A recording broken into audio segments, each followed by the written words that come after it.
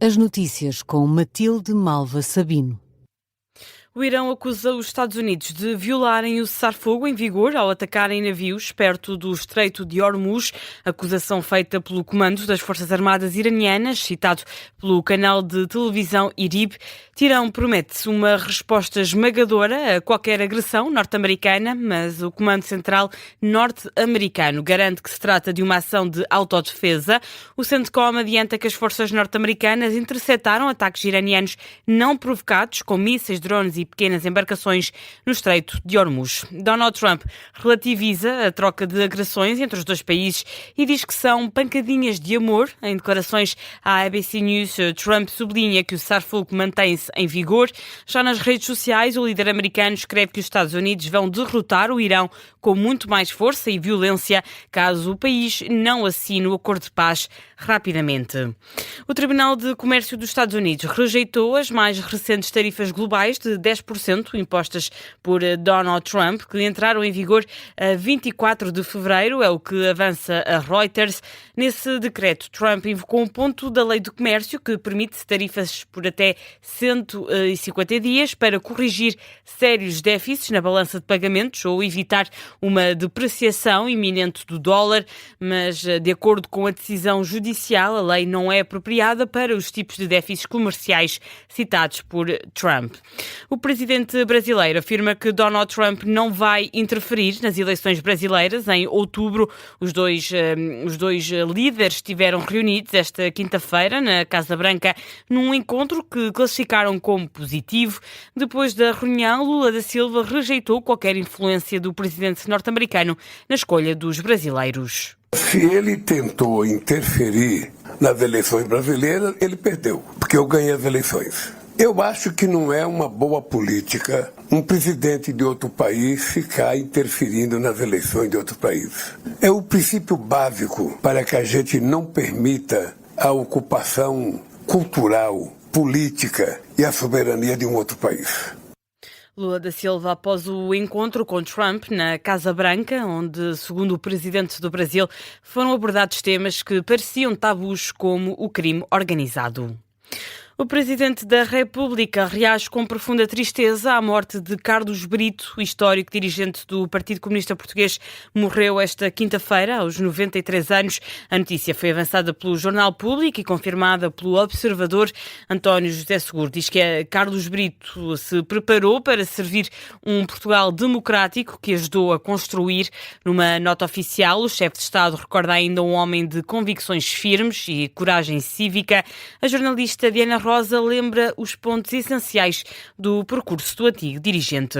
Foi o candidato apoiado pelos comunistas às eleições presidenciais de 1980.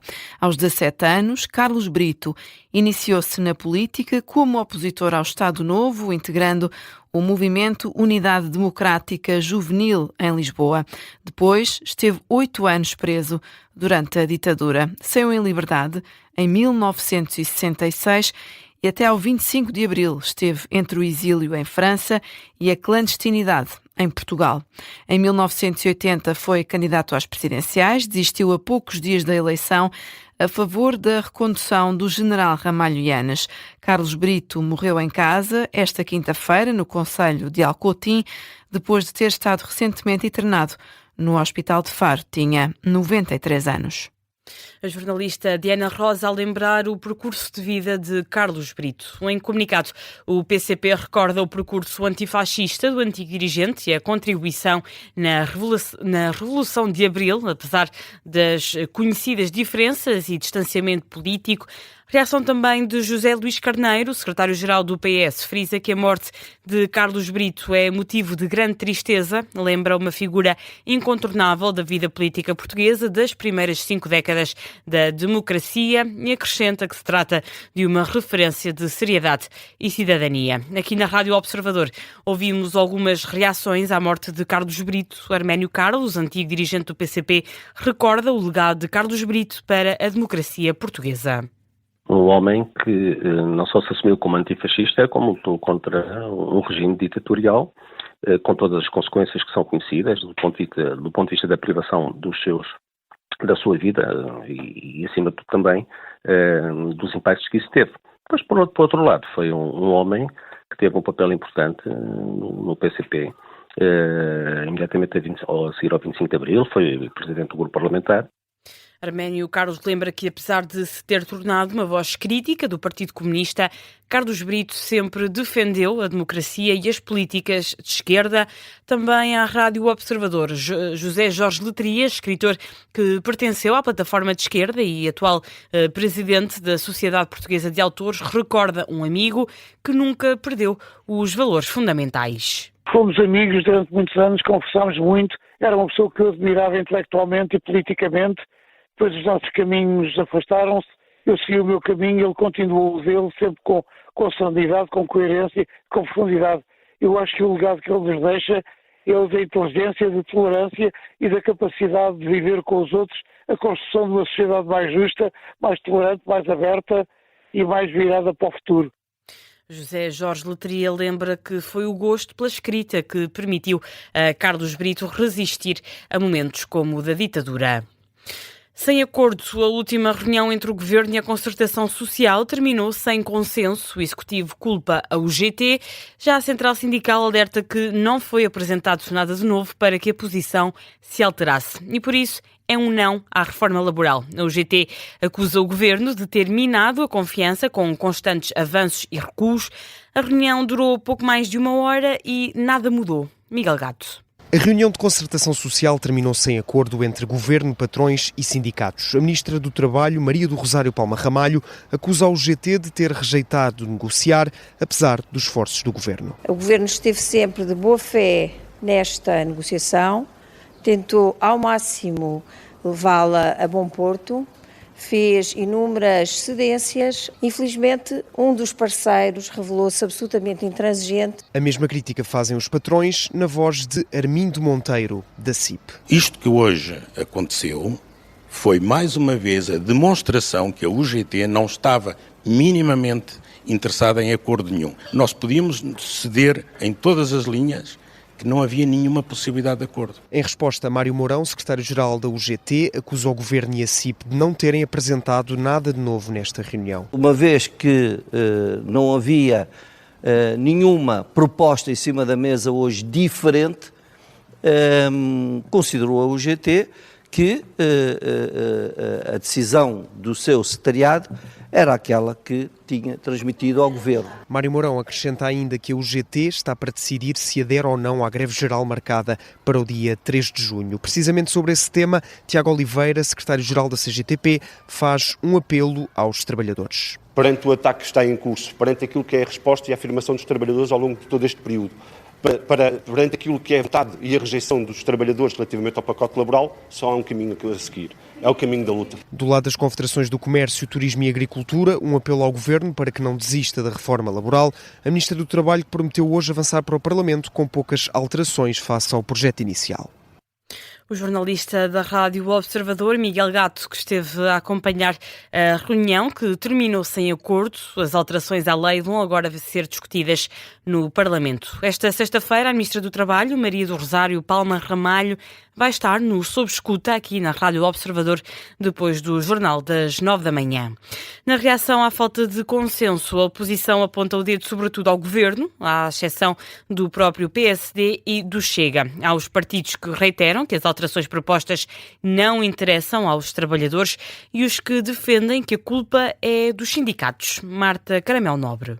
Começamos com o líder parlamentar do PSD. Hugo Soares diz que o Governo tentou até à última. Mas sobretudo o exemplo demonstrado de um Governo que levou até ao limite do possível a capacidade de diálogo com a concertação social. Opinião contrária tem o deputado do PS, Miguel Cabrita. E o Governo nunca entendeu, geriu este processo mal e com enorme inflexibilidade do primeiro ao último dia. O Governo, na verdade, desistiu do diálogo social. Do lado do Chega, André Ventura diz que já esperava um desfecho que resolve atribuir ao PS. Nada que me surpreenda, como já tinha dito.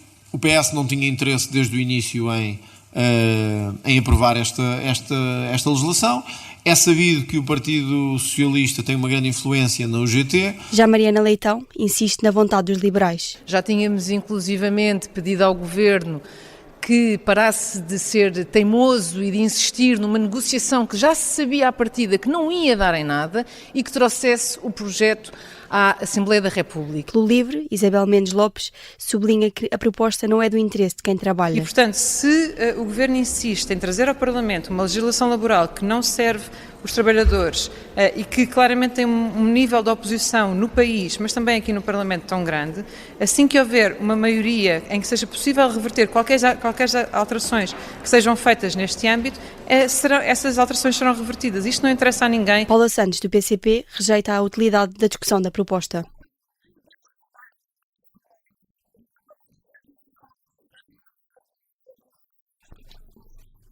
Já o PAN lamenta que não tenha sido possível alcançar um acordo em concertação social. A jornalista Marta Caramel Nobre, com a reação dos partidos ao último encontro em sede de concertação social, terminou sem consenso. O Chega pretende incluir na Constituição a possibilidade de perda de nacionalidade para quem cometer crimes contra o Estado. André Ventura apresentou esta quinta-feira a proposta de revisão constitucional do partido e diz que o Chega está preocupado com os valores nacionais da República. Por outras palavras, que quem obtém nacionalidade portuguesa tenha que ter o mínimo de ligação à comunidade, a tal ligação afetiva que o próprio Tribunal Constitucional já se referiu, aos valores nacionais, aos símbolos nacionais, e abrir também o caminho a que quem comete crimes contra as pessoas e contra o Estado possa perder essa nacionalidade portuguesa, evitando assim as dúvidas de constitucionalidade que o Tribunal podia ter nesta matéria. O Chega propõe ainda que fique inscrito na Constituição que os titulares de cargos políticos que sejam condenados por corrupção fiquem impedidos de se voltar a candidatar e admite que é provável que o acordo final desta revisão constitucional chegue apenas em 2027. O coordenador do Bloco de Esquerda, José Manuel Pureza, critica a proposta do Chega e diz que o partido quer atingir objetivos que a lei fundamental impede, nomeadamente em matérias como a da nacionalidade. A Liga Europa caiu por terra o sonho do Sporting de Braga de chegar à final da competição, depois de ter perdido com o Friburgo por 3-1. O Braga até chegou com vantagem à segunda mão das meias finais, mas o Friburgo não deu tréguas em casa contra os bracarenses. Na reação à partida, o técnico do Braga, Carlos Vicentes, diz-se orgulhoso da equipa. Orgulhoso da eliminatória que hemos hecho. Pienso que claramente... Estou orgulhoso da eliminatória que fizemos. Claramente merecíamos estar na final, mas às vezes o que se passa no futebol é o que se passa na vida. Temos de aceitar que por vezes não conseguimos lá chegar e temos de aceitar. Tenho de dar os parabéns ao Friburgo, que também lutou, mas não podia estar mais orgulhoso da minha equipa, tanto na primeira mão como na segunda. Y bueno, yo no puedo estar más que orgulloso, como decías, del esfuerzo que hicimos tanto en la ida como en la vuelta.